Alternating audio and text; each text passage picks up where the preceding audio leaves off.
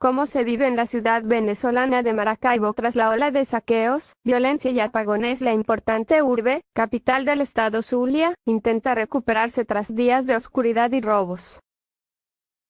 Más de 300 empresas y comercios fueron objeto de la acción de grupos violentos.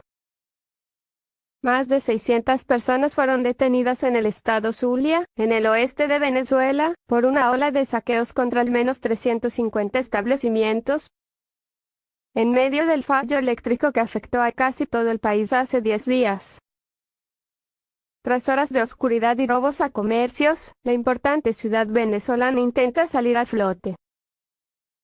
El periodista Alex Crawford, de Sky News, recorrió las calles y contó, en primera persona, sus sensaciones al ver tanta desolación. La ciudad trata de recuperarse después de una ola de violencia y destrucción indiscriminada, señaló. El nivel de devastación en el Hotel Brisas del Norte te quita el aliento. Todos los muebles obvios desaparecieron. Las camas, las sillas, los cómodos sofás que llenaban el salón, las televisiones en las habitaciones, continúa su descripción. Es que cientos de venezolanos, en medio del apagón que sufrió el país, salieron a las calles a robar todo lo que podían. Muchos buscaban comida, dado que están sumidos en la pobreza, pero otros aprovecharon y robaron lo que encontraban en su camino.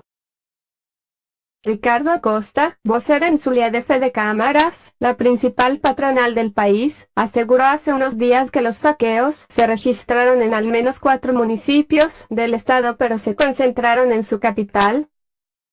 Solo allí, explicó, más de 300 empresas fueron objeto de la acción de grupos violentos cuando las turbas fueron superiores en número frente a las fuerzas del orden.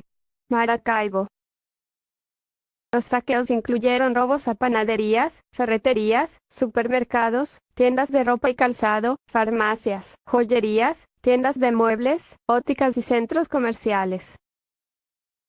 Son pérdidas que van desde las mercancías, los materiales de oficina, equipos de trabajo y daños a las estructuras del mobiliario de las empresas, dijo Acosta.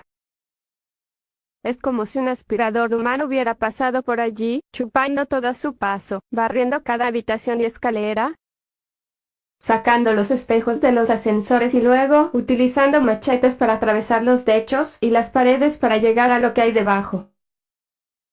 Y robar eso también, siguió su relato el periodista tras observar el estado del hotel.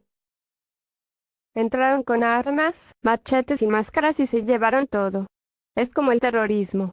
Esto fue vandalismo. Esto no fue hambre. Éramos como una familia aquí, dijo Margolis Romero, la administradora del hotel. El presidente de la Cámara de Comercio de Maracaibo, Fergus Walce, señaló la falta de patrullaje como agravante de la situación de saqueos, al destacar la brutalidad con que atacaron incluso ese hotel en el que se robaron lavamanos, inodoros y hasta el cableado eléctrico.